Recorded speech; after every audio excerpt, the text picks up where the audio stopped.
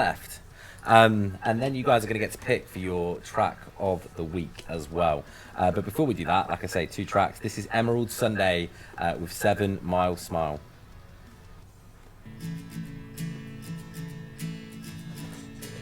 Standing by the river in the heart of New York City, I saw this lonely girl. Oh my God, she looked so pretty. When I saw her eyes under the sun, I thought that she might be the one, but I never knew her name.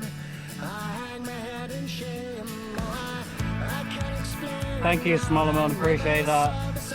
She just walked right by with that 7-mile smile. I still see her face filled with grace before I turned to tie my lace. I never thought to say, how was your day? So it came to be that she only had one wish, to be loved by her mother and have children at her feet. But she lost her way, Desiree. I know that she found peace that day. Life is just a lesson that we never really learn. If I can turn back time, can I change your mind? Would it This is very Noah Khan, isn't it? sweet sunshine? We all need some Yeah. dreams have gone. It's alright to cry as the days go by. I turned on the TV and I felt my body shiver. That lonely pretty girl, she walked right into the river. Oh, I can't believe the things we see. A little love is all we need. Did she make it out, or did the poor girl drown? Now she's a beauty queen, standing at the altar. I pull back her veil. I thank the Lord I saved her from all the hurt in the dirt.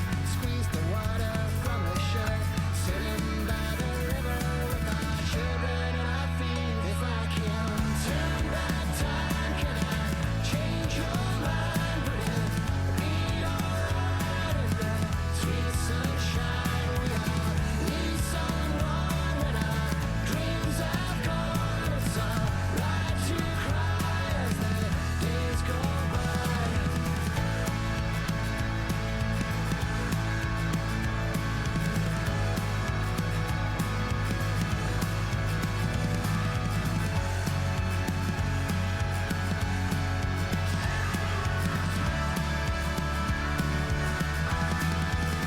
If I can turn back time, can I change your mind? Would it be alright in the sweet sunshine? We all need someone when our dreams have gone. It's alright to cry as the days go by.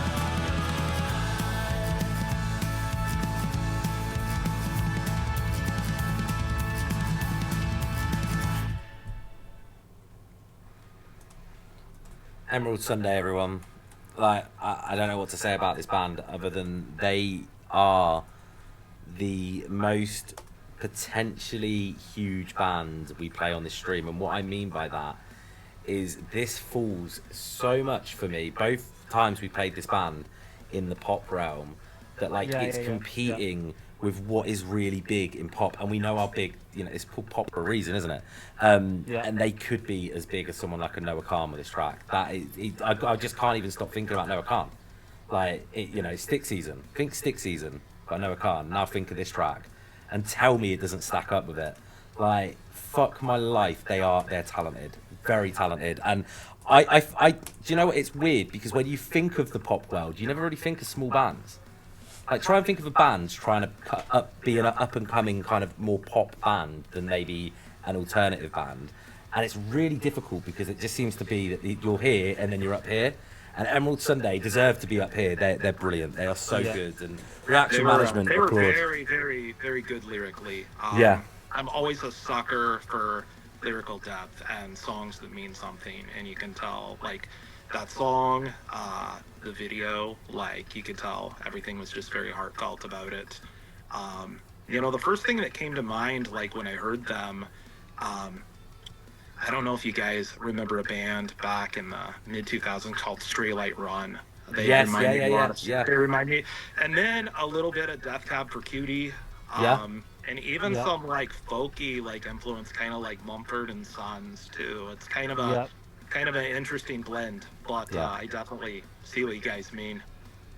Do you know what I mean? Like, and that's not meant to be any shade on any other band on here, because both your two's bands could be absolutely monumentally huge. We've said it on both occasions with both your bands, but like this is something where our style of music that we all play is very particular. We've got a fan base that listen to this style of music, whereas I feel like bands like Coldplay and even like Muse to some extent, they fit into that kind of pop realm where mainstream. it's that very mainstream sound, and Yeah. that's a good thing for this band, because they have.